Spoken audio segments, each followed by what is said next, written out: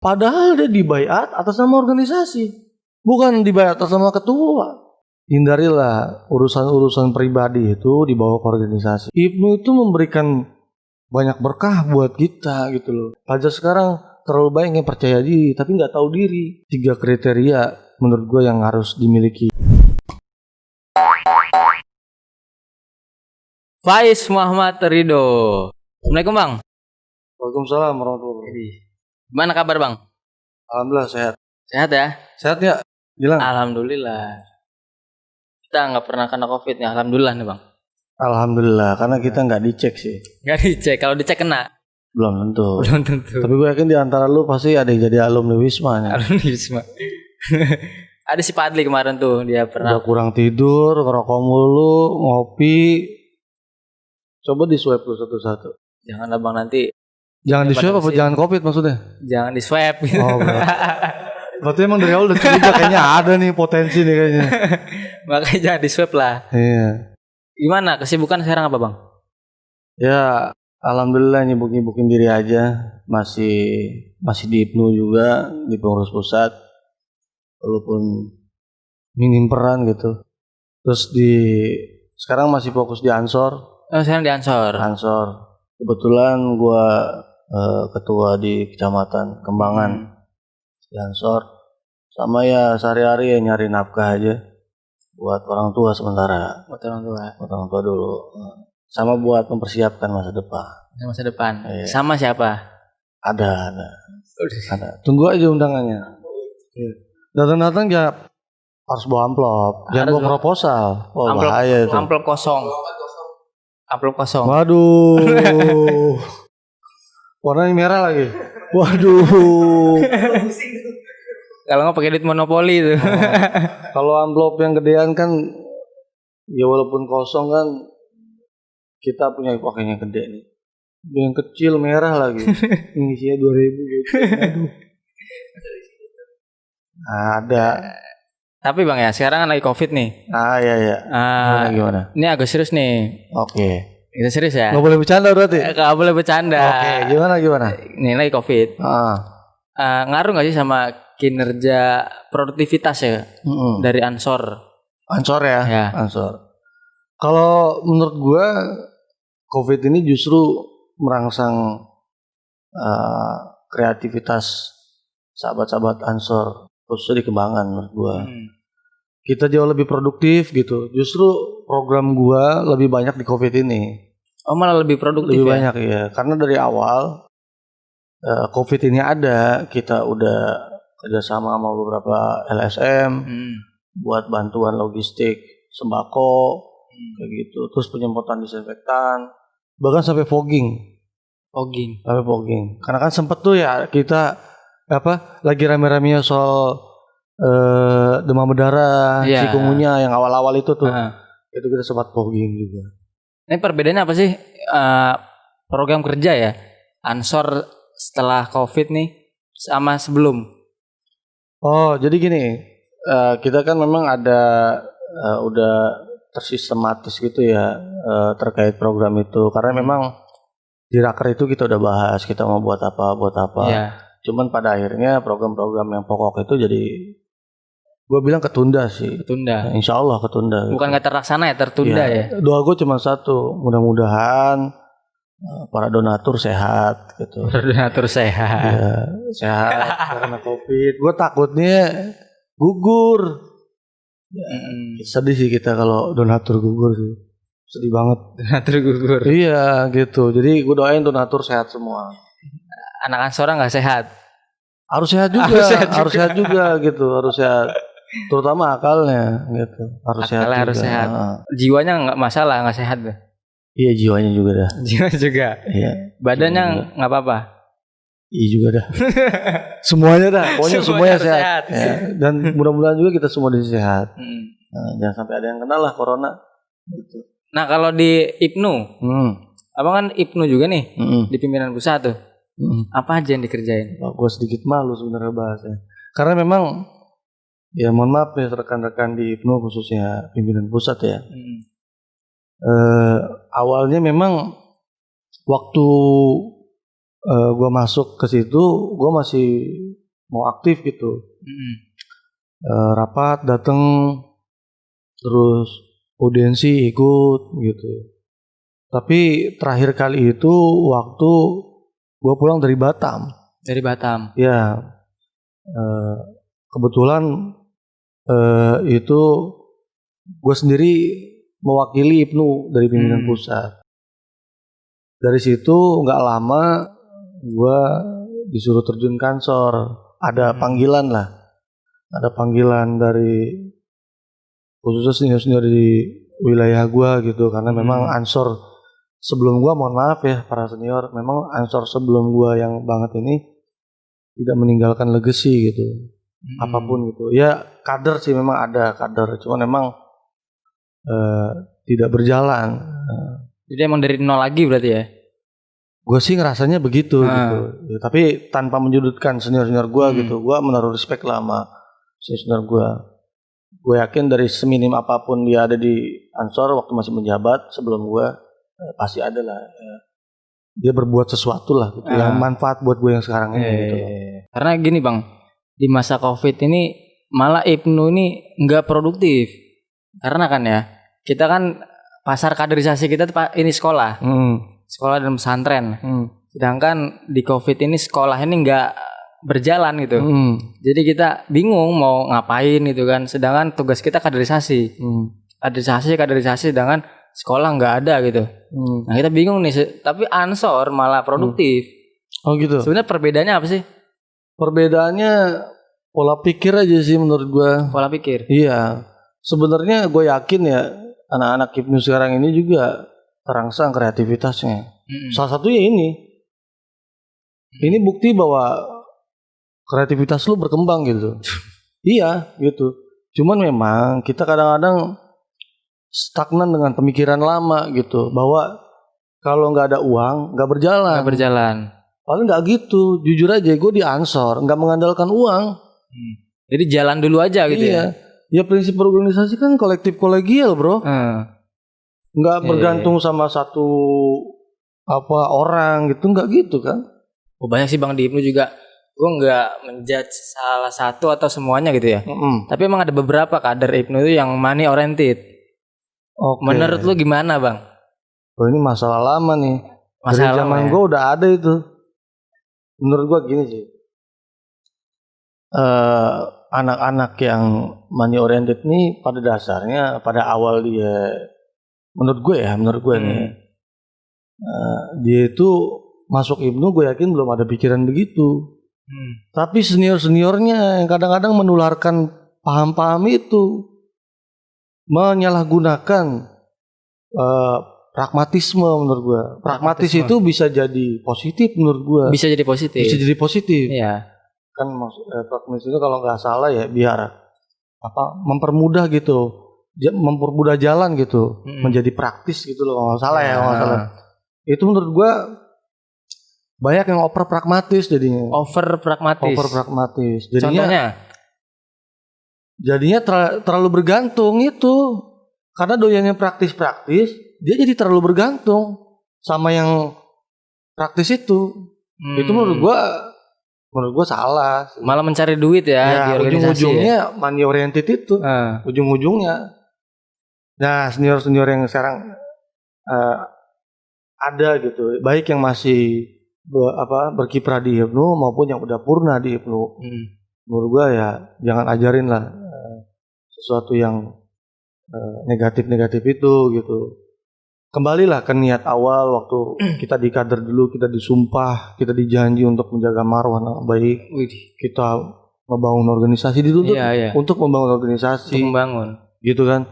Kembali ke itulah, bahwa yakini bahwa itu akan kita pertanggungjawabkan nanti di akhirat itu. Soalnya kalau gue yakin kader-kader IPNU maupun Ansor maupun lembaga atau Banom NU lainnya gitu ya, gue yakin kalau sadar itu dia akan tergerak sendiri gitu. Ketika IPNU bikin sesuatu, Ansor bikin sesuatu dan lainnya gitu. Nggak ada sentimen pribadi atau personal gitu. Kayak gini contoh ya. Pasti lu semua ngalamin lah. Gue juga ngalamin di mana ketika gue jadi pemimpin, di satu organisasi lah gitu ya. Gitu.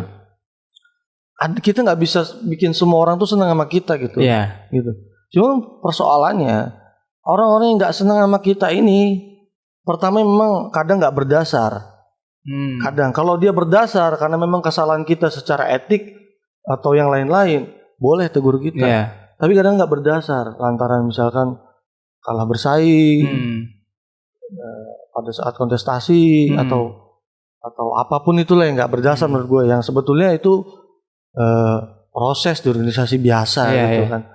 Nah, orang-orang yang begini kadang-kadang ketika gue bikin sesuatu nggak mau datang. Padahal dia dibayat atas nama organisasi, bukan dibayat atas nama ketua. Dan gue pengen kader-kader Ibnu, rekan-rekan Ibnu juga begitu. Lantaran nggak senang sama ketuanya, ya atau sama siapapun yang ada di salah satu lah gitu kan. Iya, siapapun yang ada di situ, malah nggak aktif. Iya, jangan nggak datang gitu, jangan minim kontributif gitu loh. Iya, banyak tuh Bang yang begitu Bang. Iya. Jadi gue kesal sama dia nih. Apalagi masalah cewek Bang. Ini penyakit banget. Waduh. Cewek nih? Iya, cewek Bang. Jadi nih, satu kader A misal pacaran sama B gitu kan. Udah deket-deketnya nih, aktif Bang di organisasi. Ketika putus, wah udah dah. Itu. Contohnya siapa tuh? Ada. Jangan disebut lah Bang. Ya, hindarilah urusan pribadi itu dibawa ke organisasi. Apapun itu tuh, soal percintaan lah, soal uang lah, soal ya persoalan-persoalan pribadi lah, hindarin gitu. Ya sebenarnya sebagai penyemangat ya, menurut gue sah-sah aja itu mau pacaran gitu sama anak IPPNU. Menurut gue itu satu hal yang lebih baik gitu, ketimbang dia bergaul dengan orang-orang yang memang nggak jelas lah, nggak jelas. Jangan over lah gitu ya. Iya, cuman harus sadar diri. Dia punya beban tanggung jawab sebagai anggota. Sebagai seorang organisatoris, dia punya tanggung jawab itu, dan itu nggak lepas tanggung jawab itu. Gitu loh. Tapi itu yang menarik Bang. Tadi kan penyakit ada dua nih. Ada masalah uang, ada masalah cinta nih. Masalah cinta nih kita geserin dulu nih, kita kesampingkan dulu. Kita masuk ke masalah uang nih. Masalah uang. Tadi kan Abang bilang kalau misalnya ada sebagian penyakit itu datang dari kader itu sendiri, ada dari senior nih. Nah kalau dari kader itu sendiri itu kan biasanya seniornya atau temannya tuh ngingetin biasanya, atau misal di anggota ketuanya ngingetin lah misal, atau ketuanya bikin salah anggotanya ngingetin. Kalau senior Bang, siapa yang ngingetin? Senior juga. Nah ini makanya gue sering kampanyekan ke rekan-rekan Ibnu nih, yang khususnya yang di bawah aneh ya, maksudnya yang generasinya di bawah aneh, itu sering-sering komunikasi sama senior. Siapapun. Jangan lihat dia udah sukses atau belum. Karena yang perlu lu gali di situ bukan soal materi fisiknya, tapi materi pengalamannya. Sudut empirisnya yang lu perlu gali gitu. Dan jangan karena ada butuhnya dong baru datang gitu. Itu penyakit juga tuh. Betul. Iya. Begitu. Jadi pola pikirnya itu jangan kalau ada perlunya baru datang. Ya, banyak orang mah sekali-sekali, bahkan kalau bisa sering mungkin senior-senior kita ini di WA. Iya, biasanya kalau senior kita WA kan begini ya. Udah curiga duluan nih. Wah, ini mau ada acara nih. Nah, kita hilangkan stigma kayak gitu. Ya, kita sering-sering komunikasi sama senior. Bang, ada di rumah enggak? Gitu. Kita mau silaturahim nih. Tadinya udah beranggapan kita mau ada acara gitu ya. Gitu. Padahal enggak Bang, mau sharing Bang, biar kita lebih baik ke depannya, minta nasihatnya. Begitu, itu penting. Tanpa pandang orangnya ya. Tuh poinnya. Dan pandang orangnya. Yang perlu lu gali itu sudut pandang empirisnya, pengalamannya. Bukan hanya persoalan materi uang. Tapi rasanya beda gak sih Bang? Ketika ada junior datang nih, misalnya senior gitu kan, gue senior gitu. Ada junior yang datang nih, ada yang datang ketika ada acara doang nih, ada yang ya mereka datang aja mau ngobrol gitu. Rasanya beda gak sih? Oh beda banget. Beda rasanya. Beda. Tapi bukannya senior nggak suka dimintain kontribusinya, bukan. Karena itu juga senior sadar diri. Ibnu itu memberikan banyak berkah buat kita gitu loh. Gue yakin kok senior-senior sukses itu merasakan keberkahan itu dari Ibnu. Gue yakin mereka mau. Cuman perlu dipahami bahwa kita jangan selalu datang kalau ada perlunya doang gitu. Lama-lama ya senior juga melihatnya ya kurang respect jadinya. Ngasih gue yakin. Senior ngasih penuhnya kok, bukan karena elunya, gue yakin kok. Sebandel apapun lu sama senior, gue yakin senior ngasih kok. Makanya paling ada label, oh dia begini, paling gitu kan. Iya, ditandain doang paling. Ditandain. Stabilonya merah gitu. Yang bagus stabilonya hijau gitu. Begitu. Tapi Bang, gue pengen tahu deh. Awal mula lu dulu tuh, lu pesantren ya? Pesantren. Awal mula dulu tuh, dari ini langsung ke pesantren ya? Iya. Wah, ini kita nggak di setting nih kita. Bukan di situ. Ya, bukan di situ. Tapi, gue mau masuk Ibnu nih. Ceritanya gimana Bang? Oh kalau mungkin cerita gue masuk Ibnu aja kali ya. Iya. Gue kan masuk Ibnu tuh kelas 2 kali ya, kalau nggak salah 2009 gue. Itu ya pas liburan ada LDK dan Makesta di Adawa Cengkareng. Gue ikut itu tuh. Dan selanjutnya kalau ada rapat gitu, biasanya kan kalau udah jadi peserta di angkatan itu, nanti di angkatan selanjutnya jadi panitia. Biasanya gitu tuh. Iya. Nah, itu untuk rapat-rapat tuh gue kabur gue. Dengan konsekuensi dibotakin. Iya. Padahal gini ya. Dulu gue belum mengerti apa yang bakal gue dapat di situ gitu. Tapi yang gue pahami itu waktu gue ikut itu, gue seneng. Gak tau gue seneng aja ngedengerin apa satu materi atau ilmu yang gue nggak dapet di lingkungan gue di pesantren khususnya. Apa Bang? Yang lu nggak dapet di pesantren, dapet di Ibnu apa Bang? Pengalaman sih kalau gue. Pengalaman susah dijelasin susah. Ini pengalaman. Jadi apa yang di pesantren tuh nggak ada di pesantren tapi ada di Ibnu gitu ya? Iya, gitu. Dan apa yang ada di pesantren juga banyak yang nggak ada di Ibnu. Salah satunya terkait masalah adab sama akhlak sebenarnya. Minim penting itu. Minim di mana? Ya, adab santri itu kalau nggak usah sama guru deh, sama yang tua itu luar biasa. Luar biasa ya. Sangat luar biasa, itu perlu dicontoh sama anak kader-kader Ibnu itu. Anak Ibnu nggak gitu Bang ya? Oh banyak yang, mohon maaf ya. Maaf. Ini memang gua kan sering ngobrol sama senior ya, jadi memang ada juga beberapa senior yang ngebahas soal itu, fokus ngebahas itu. Gak ada adabnya, gak ada akhlaknya. Ya menurut gua persoalan lu datang kalau ada maunya doang itu juga persoalan adab. Soal adab itu, datang kalau ada butuhnya doang itu juga persoalan adab itu. Menurut gua. Banyak contoh lainnya, ya misalkan sama senior datang nggak di sapa gitu, atau disapa dengan satu panggilan yang kurang layak gitu. Kayak gitu, kayak ya bukan kurang layak tuh bukan dalam arti manggil atau ngatain atau gimana, enggak. Ya kayak misalkan foto ya bang lu kemana, lu gua padahal baru kenal. Apalagi gitu banyak tuh itu tuh. Udah lu gua itu enggak, kurang etis lah gitu lah. Nah, ini tugas lu nih, lu pada nih. Tugas rekan-rekan yang sekarang masih ngejabat untuk mengedukasi kader-kader kita yang masih belajar sekarang ini untuk lebih beradab, berakhlak menurut gue. Gitu. Karena emang masalah adab atau akhlak gitu ya. Krisis Bang sebenarnya Bang. Di ranah pelajar itu kurang lah. Malah mungkin pelajaran akidah akhlak pun gitu kurang menarik Bang.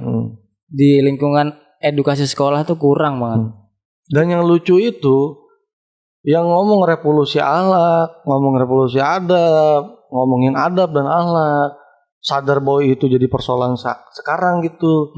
Tapi dia juga nggak ada pemahalaknya yang ngomong gitu. Oh tawa. Tadi disuruh serius.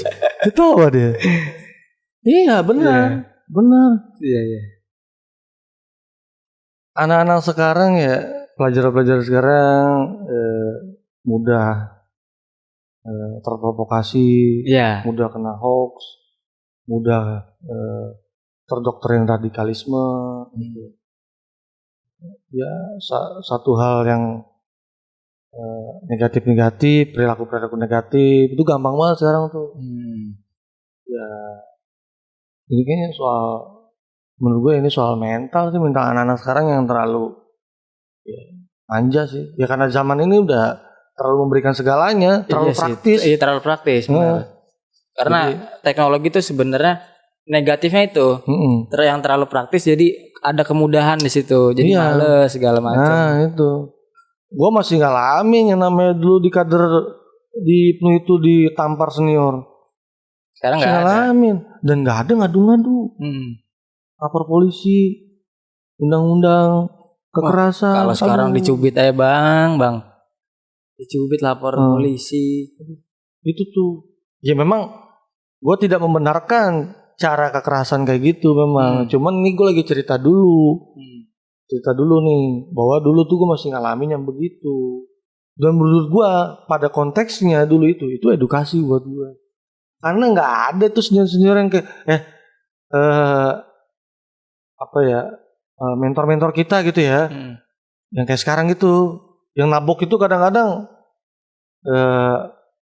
nggak ini juga, nggak ada ukurannya juga gitu. Kalau dulu kan memang karena kita murni salah. Iya. Ketika kita dipukul, kita sadar bahwa itu salah. Nah, kesadaran kita itu salah itu saat ini yang susah dimiliki pelajar-pelajar sekarang.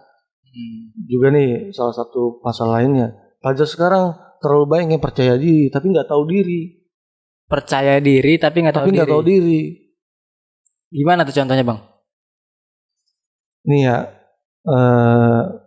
ada 3 kriteria menurut gue yang harus dimiliki pelajar, apalagi aktivis kayak Gilang dan rekan-rekannya nih.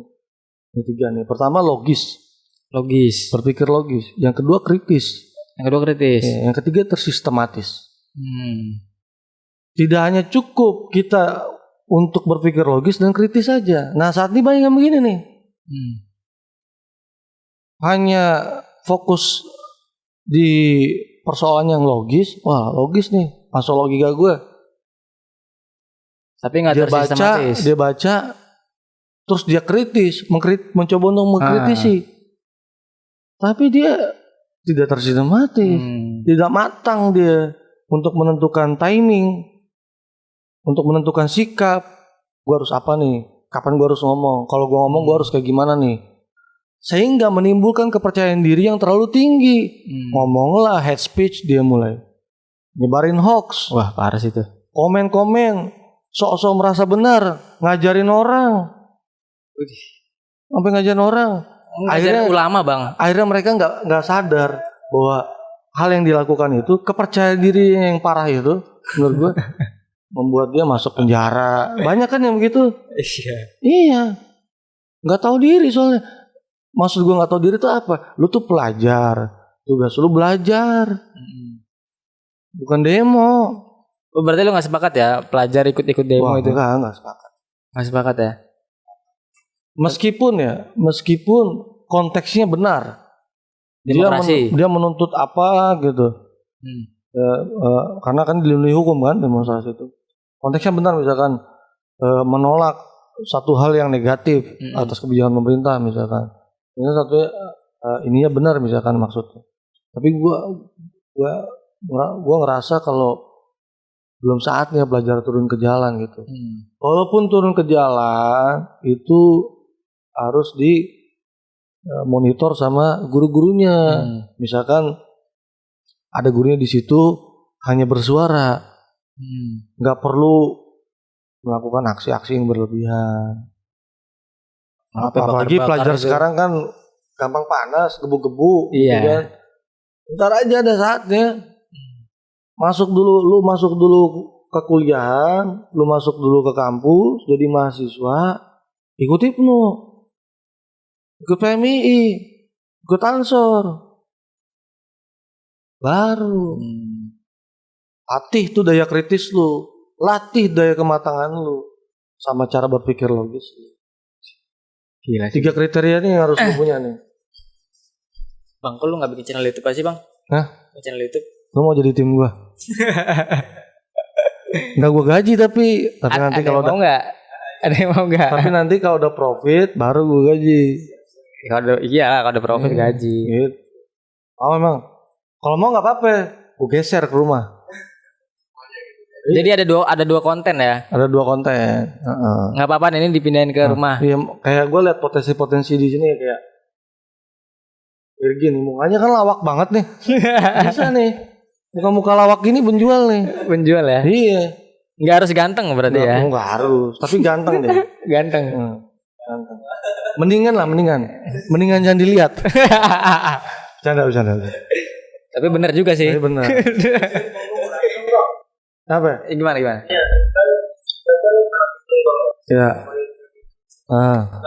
Kayak yang bilang dulu bang, lu mahasiswa, lu masuk gitu, masuk itu, kenapa sebagai organisasi itu gimana? Seperti itu, mereka itu belajar. Oh ini ngejebak gua nih, lubang masalah ini. Gua jujur gua nggak mau ikut campur ya, tapi gua mencoba untuk di tengah-tengah aja ya menurut gua. Menurut gua ya kaderisasi itu khususnya otonom di IPNU ya, lembaga otonom di IPNU ya. Itu linear lah. Linear dari IPNU, PMII. Tapi emang dari pimpinan pusat tuh nggak ada mencoba untuk duduk bareng gitu bang. Sebenarnya di bawah itu PMI, IPNU tuh ribut sebenarnya. Ada apa sebenarnya gitu? Ya, gue nggak tahu sih. Gue no comment sih. Gue takut ya. Masuk ke satu hal yang sifatnya ruang privasi masing-masing, ruang dapurnya masing-masing, IPNU maupun PMI. Tapi menurut gue alangkah lebih baiknya kaderisasi kita itu linear gitu, dari IPNU, PMI. Bukan berarti nggak boleh langsung di PMI ya, bukan berarti nggak boleh langsung di Ansor. Boleh aja.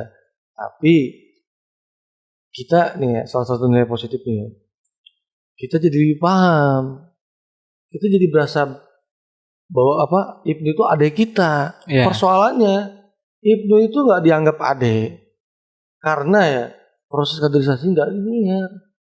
Orang yang menganggap IPNU itu bukan adeknya hanya sekedar di mulut aja nih. IPNU adek gua gitu. Dia tahu IPNU itu adek gua gitu. Cuman nggak ada pedulinya, nggak ada respect-respectnya. Itu tanda, itu ciri-ciri bahwa orang itu kaderisasinya nggak linear. Boleh minum nggak? Boleh, minum aja bang. Ini bang, kita punya keripik Trifood namanya bang. Keripik Trifood. Punya siapa? Ada ini kemarin ngirimin. Tadinya ngirimin 5 bang, tinggal 1 ini. Jangan ngomong ya. Yang 5-nya jangan ngomong. Ini tanda-tanda bahwa gue nggak bisa bawa pulang gitu. Artinya bang ini nggak bisa dibawa pulang bang. Gue ngasih tahu aja. Iya. Pinter-pinter anak IPNU nih sekarang ngomongnya. Tapi keripiknya enak banget. Enak ya? Enak bang, cobain. Paling enak dicobain sambil ngobrol bang. Pedes kayaknya ini. Banyak varian rasa. Nanti aja gue cobain nanti aja. Boleh gue bawa pulang ya? Boleh bang. Masa nggak boleh? Boleh, berat banget ya. Tak ganti dengan rokok filtermu nanti. Oh cocok. Deal. Gitu ya. Gitu ya. Sampaikan. Jadi memang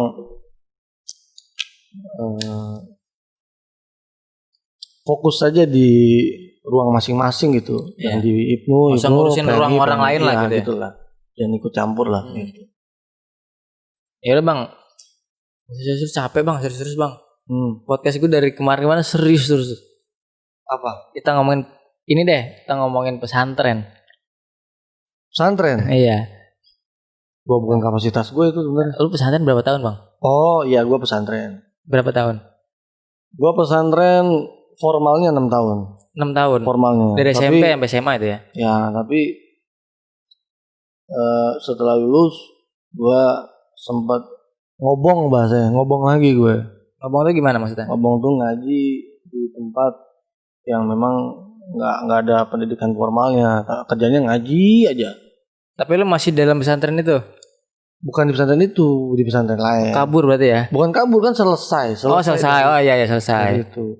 Malah gue sempat itu, gue minta sama orang tua, setelah lulus itu gue pengen lanjut di luar, maksudnya bukan luar negeri bukan, di daerah untuk nerusin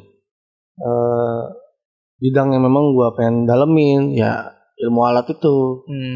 Tapi ya karena memang suara kita suara anak-anak ya, suara anak-anak bagaikan nyanyian buat orang-orang tua.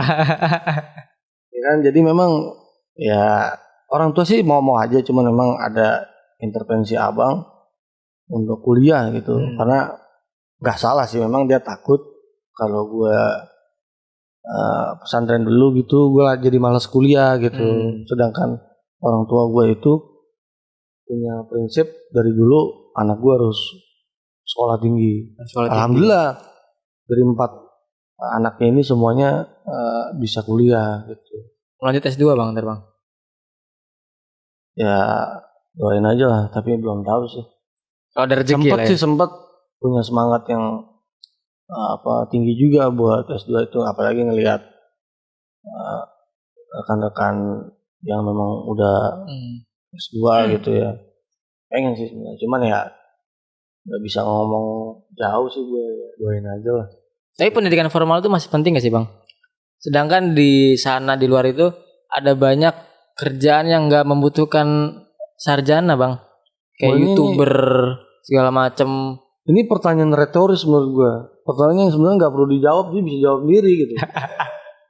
Gue kan mau dengar dari mulut lu langsung. Lu tanya gitu, nih, pendidikan formal penting nggak? Ya penting. Setuju ya, sampai situ setuju. Iya setuju. Penting. Terus lu bilang karena di sini banyak ada kita bisa berkarir tanpa ijazah formal, gitu. Kayak YouTuber itu. Ya, YouTuber nggak butuh itu bang. Orang-orang yang jualan di marketplace, Shopee segala macam itu dia nggak butuh S1, S2, tapi gajinya 40-50 juta. Dia belajar nggak? Belajar, cuma nggak formal, nggak membutuhkan gelar sarjana segala macam. Gini bedain ya. Ada teman-teman kita di luar sana yang nggak punya pendidikan formal yang bagus gitu, tapi bisa sukses. Ya. Lu tanya orangnya. Dulu dia emang karena gak pengen sekolah, karena menolak sekolah itu bisa menjamin orang sukses, apa memang dia kebetulan situasinya gak bisa sekolah? Rata-rata orang-orang yang sukses begitu, itu karena kecil, dia emang gak bisa sekolah, dia pengen sekolah, gak bisa sekolah, akhirnya dia memanfaatkan media yang ada. Apa dia baca koran, apa dia baca buku-buku, ya gitu-gitulah. Jadi bukan berarti dia meremehkan pendidikan formal. Salah kalau pelajar-pelajar atau anak muda saat ini menganggap bahwa pendidikan formal itu tidak menjamin kesuksesan. Ya memang tidak menjamin, ya memang. Tapi bukan berarti nggak penting. Penting banget. Penting banget ya. Bagi yang punya kesempatan itu. Sangat bodoh itu bagi orang yang punya kesempatan itu tapi menafikan itu. Orang-orang sukses yang memang latar pendidikannya nggak bagus tapi bisa sukses sekarang, itu bukan berarti dulunya gak mau sekolah, karena memang situasinya dia tidak mampu untuk bersekolah. Silakan aja survei sendiri aja. Ya, itu yang perlu diluruskan ya. Apalagi kan sekarang media belajar baik banget, ada YouTube, ada Google segala macam kan, banyak banget. Iya. Jadi orang-orang yang emang nggak bisa sekolah, yang terpaksa emang harus belajar dari manapun gitu kan, otodidak. Ya itu yang disebut pragmatis tuh itu. Ya. Maunya praktis, memanfaatkan modal atau media yang ada gitu untuk belajar. Abu Yazid Al-Bustami, Syekh Abu Yazid Al-Bustami, dia ahli tasawuf itu. Dia pernah ngomong gini, "Malam syekholahu fa syekhohu syaiton." Siapa orang yang belajar tanpa guru, gurunya setan. Berarti lu bisa bilang bisa pinter nggak orang belajar di YouTube gitu? Bisa. Sampai bilang nggak bisa. Bisa pinter. tapi tersesat. Maksud tersesat itu artinya dia tidak tercerahkan. Banyak orang pinter tapi tidak tercerahkan. Maaf ya, orang-orang di DPR sana yang korupsi itu pinter-pinter loh, tapi tidak tercerahkan akalnya, makanya dia korup. Iya, benar-benar. Masuk ya, maksud gue ya. Masuk ya. Begitu. Tidak tercerahkan. Bisa pinter? Bisa. Bisa banget. Kalau lu udah belajar, udah melalui pendidikan formal, baru lu bilangin tuh orang, lu bingung sekarang potensi lu apa, lu bingung sekarang lu bisa berbuat apa. Sekarang media sosial, aplikasi-aplikasi bisa merangsang diri lu untuk mengeluarkan potensi terbaik lu, untuk mengeluarkan kreativitas lu, untuk memberikan arah di mana passion lu. Baru kalau dia nggak punya pendidikan formal, padahal dia punya kesempatan itu, goblok namanya. Goblok itu ya. Goblok itu. Oh iya. Kesel banget itu goblok ya. Begitu, maaf ya. Tapi memang begitu. Disalahpahami sama pelajar-pelajar sekarang. Iya, karena kebanyakan gitu bang.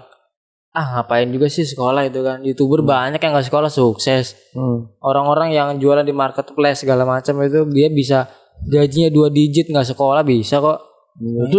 Itu kesalahkaprahan itu. Tadi gue udah jawab. Ya. Karena dia meyakini bahwa kesuksesan itu bisa diraih tanpa harus melalui pendidikan formal.